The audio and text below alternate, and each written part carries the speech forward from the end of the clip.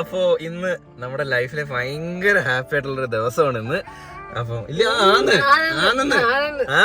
അപ്പൊ ഗൈസ് ഇന്ന് നമ്മുടെ വീട്ടിന്റെ എഴുത്താണ് ഇന്ന്.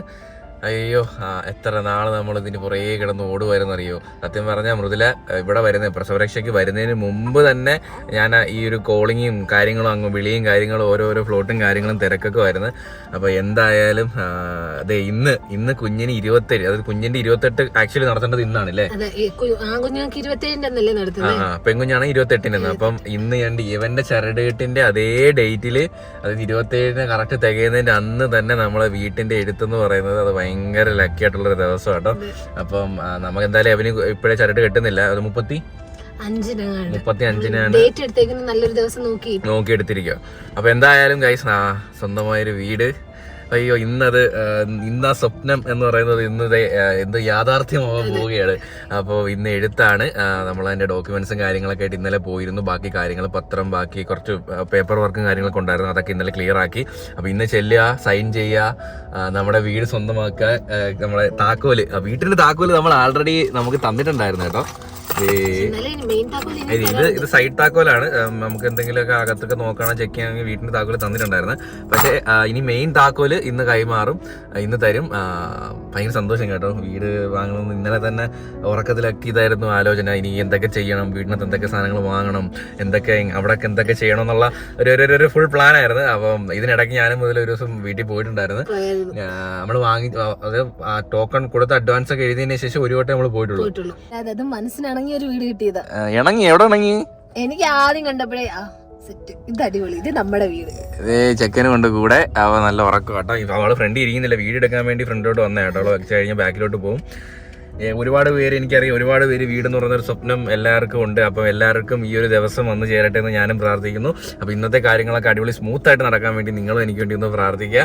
അപ്പം നമ്മളിത് ഇറങ്ങാൻ വേണ്ടി പോവുകയാണ്. എനിക്ക് ഫോട്ടോ എടുക്കണം കേട്ടോ. എൻ്റെ 6 മാസത്തിനിടയ്ക്ക് എടുത്ത ഒരു passport size photo, latest photo വേണം. അതുകൊണ്ട് ഇനി അതെടുക്കണം. അവിടെ അടുത്ത് തന്നെ ഉണ്ട്. പിന്നെ വേറെ കാര്യങ്ങളൊന്നുമില്ല. ബാക്കി കാര്യങ്ങളൊക്കെ എല്ലാം സെറ്റായി. നമുക്ക് രജിസ്റ്റർ ഓഫീസിലോട്ട് പോകാം, ബാക്കി പരിപാടികൾ നോക്കാം. നമ്മളെ വീട്ടിന്റെ കീ നമ്മളെ ഓണറിന്റെ നമ്മളിലോട്ട് വാങ്ങണം.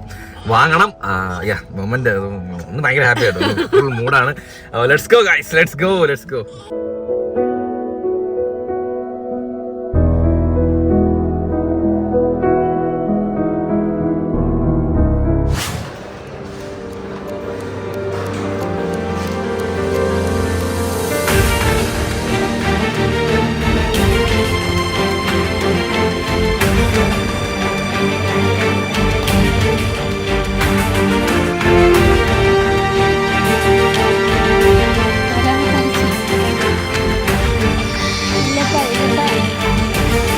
ഹേ ഗായ്സ്, അപ്പോ ഞാൻ തമ്പൊക്കെ ചെയ്തിട്ടുണ്ട്. ഇനി നമ്മൾ ടോക്കൺ നമ്പർ 8 ആണ് കേട്ടോ. അപ്പൊ മഷി ഞാൻ മായ്ച്ചു കളഞ്ഞു കുറച്ച്.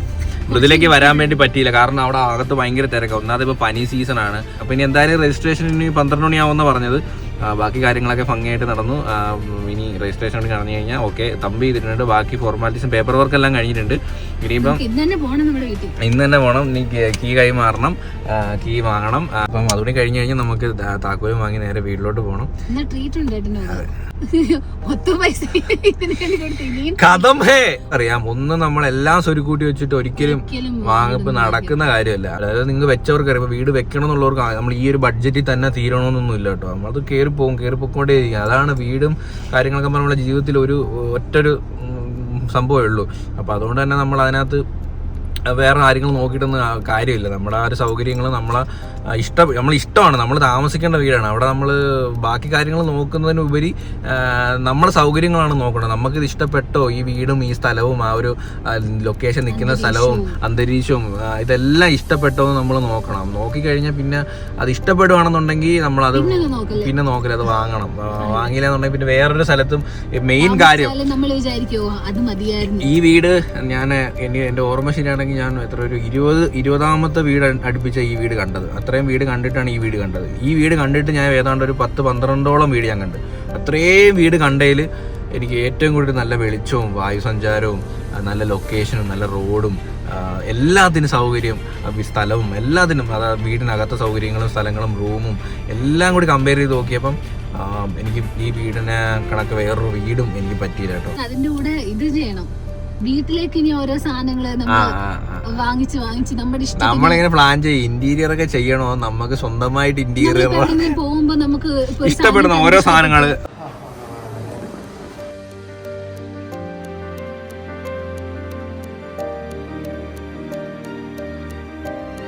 നമ്മള് ചാവി വാങ്ങാൻ വേണ്ടി പോവാണ്.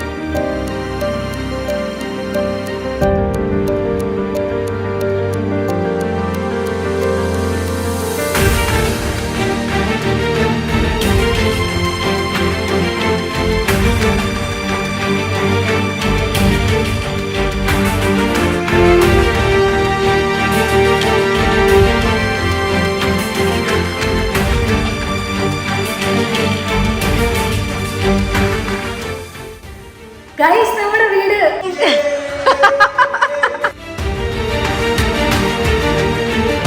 ഞാൻ നോക്കിക്കൊണ്ട് ഓടി വന്നൊരാള് ദാ കിടക്കുന്നത്, അത് മലന്ന്. നമ്മളിപ്പോ കിടക്കുന്നത് നമ്മുടെ സ്വന്തം വീട്.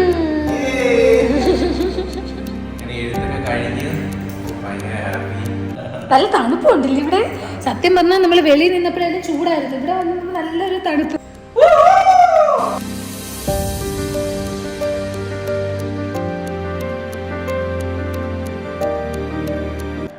മേലിനപ്പുറം മുഴക്കുക. വീടായിട്ടില്ല, ഒരുപാട് സാധനങ്ങൾ വരാനുണ്ട്. ബെഡ് പോലും ഇല്ല, ഒന്നുമില്ല, പ്ലെയിനായി കിടക്കുകയാണ്. അപ്പോൾ ഓരോരോ സാധനങ്ങളായിട്ട് വാങ്ങണം. ഇപ്പം എന്തായാലും പാലാച്ച് ഇപ്പോഴൊന്നുമില്ല, കുഞ്ഞിൻ്റെ ചിരണ്ടിട്ട് കഴിഞ്ഞിട്ടേ ഉള്ളൂ. അപ്പോൾ എന്തായാലും കുഞ്ഞ് ജനിച്ചിട്ട് 27-ാം ദിവസം തന്നെ നമുക്ക് സ്വന്തമായിട്ടൊരു വീട് വാങ്ങാൻ സാധിച്ചതിൽ ഭയങ്കര ദൈവത്തിൻ്റെ അനുഗ്രഹവും എന്തോന്ന് അറിയത്തില്ല, ഭയങ്കര ഹാപ്പിയാണെന്ന്. ആഹാരം പോലും കഴിച്ചിട്ടില്ല ഇതുവരെയായിട്ട്, കാരണം വിശപ്പൊന്നും ഇല്ല, വേറെ ലോകത്താണ് നമ്മള്.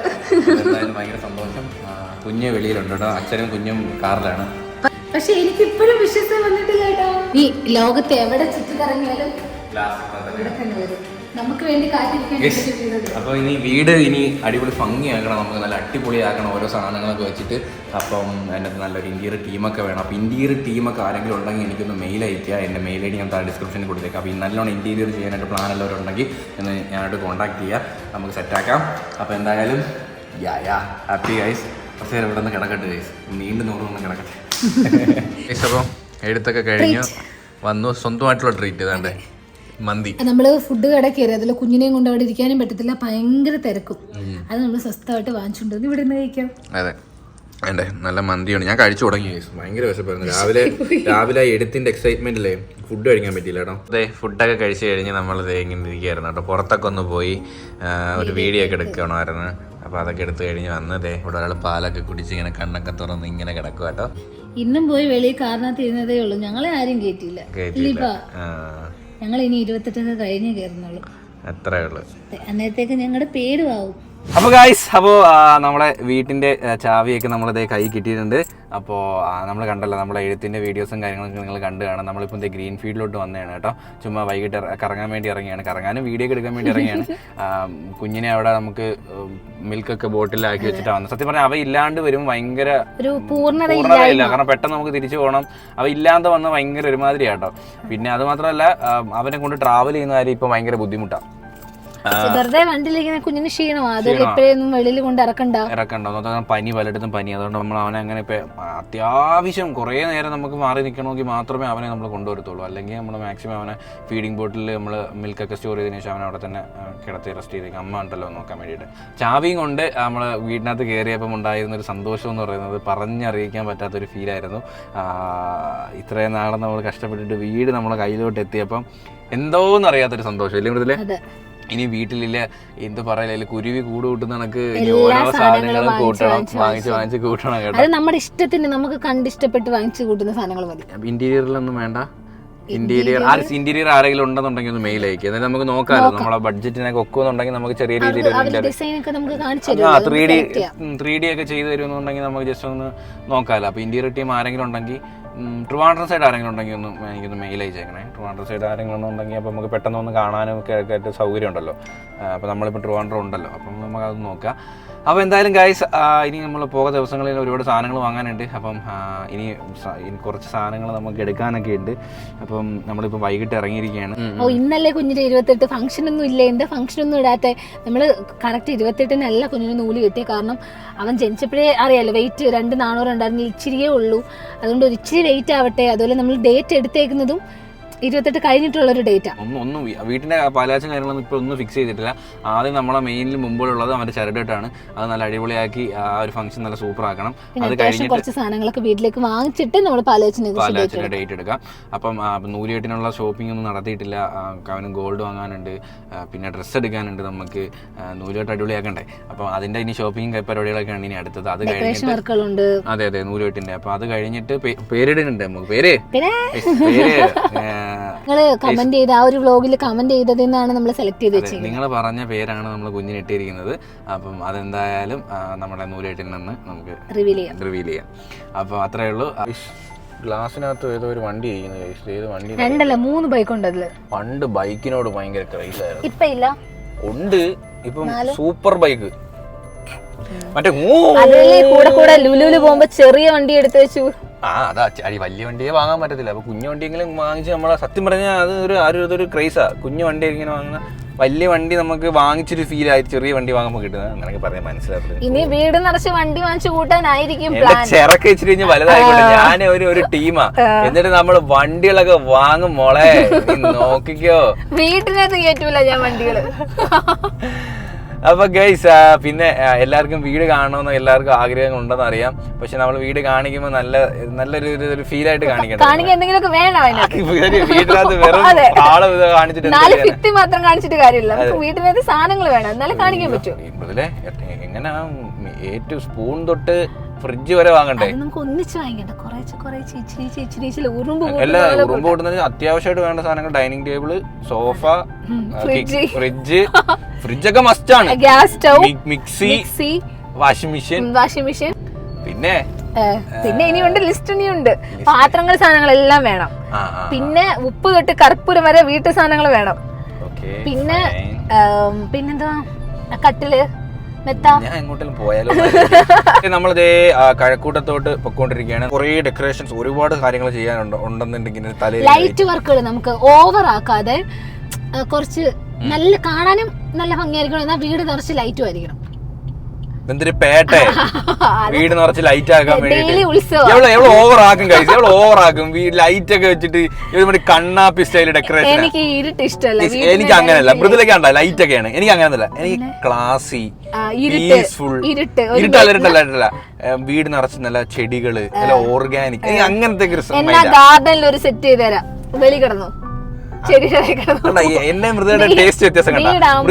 മൃദുലയ്ക്ക് മറ്റേ DJ ലൈറ്റും സ്മോക്കും കണ്ണാപ്പിത്തിര ലൈറ്റ് അല്ല. ചെടി വീട്ടിൽ വെക്കാം, പക്ഷെ പ്ലാസ്റ്റിക് ചെടി അകത്ത് എത്രയായാലും അത് നമ്മള് വെള്ളമൊക്കെ ഒഴിച്ചില്ലെങ്കിൽ പ്ലാസ്റ്റിക് ചെടിയെന്ന്. നമ്മള് ചെടികൾ എന്ന് പറയുന്ന അത് ഓരോ ചെടിക്കും അതിന്റേതായിട്ടുള്ള ഗുണങ്ങളുണ്ട്. എയർ പ്യൂരിഫൈ ചെയ്യും, നമുക്ക് നല്ല ഓക്സിജൻ കിട്ടും. അതിന് വേപ്പ് മരമൊക്കെ നടണം. അറിയാവുന്ന ആരെങ്കിലും ഉണ്ടെങ്കിൽ പറഞ്ഞു കൊടുക്കണേ. അങ്ങനത്തെ ചെടികളൊക്കെ ഉണ്ടല്ലോ കേസ്. നിങ്ങൾ അങ്ങനത്തെ പ്ലാന്റുകൾ ഉണ്ടെങ്കിൽ താഴെ കമന്റ് ചെയ്യും. എന്ന് വെച്ചാൽ നല്ല എയർ പ്യൂരിഫൈ ചെയ്യുന്നതും നല്ല നമുക്ക് ഹെൽത്തി ആയിട്ടുള്ള എയർ ശ്വസിക്കാൻ പറ്റുന്ന ഹെൽത്തി ആയിട്ടുള്ള എയർ. ഞാൻ എന്താ പറയാ, ഓക്സിജൻ എത്ര ആയാലും ശരി, അതെല്ലാം വീട്ടിന് വെളിയിലേ വെക്കത്തുള്ളൂ. അകത്ത് വെക്കണമെന്നുണ്ടെങ്കിൽ പ്ലാസ്റ്റിക് വെക്കാം. എനിക്ക് സെപ്പറേറ്റ് എന്റെ എഡിറ്റിംഗ് റൂം ഉണ്ടല്ലോ, അവിടെ എനിക്ക് എന്തും ചെയ്യാം. എനിക്ക് നമ്മുടെ വീട്ടിലെ ഒരു ചെറിയ സ്റ്റുഡിയോ എഡിറ്റിംഗ് റൂം ഉണ്ട്. അവിടെ എനിക്ക് എന്തും ഞാൻ ചെയ്യാം. അവിടെ ഞാൻ ചെടി മൊത്തം കാടായിരിക്കും. നേരെ ചെക്കൻ്റെ അടുത്തോട്ടോ. ചെക്ക അവിടെ പാലൊക്കെ കുടിച്ച് ഉറക്കമാണ്. അവ എണീക്കുന്നതിന് മുമ്പ് നമ്മളെ ചെല്ലണം.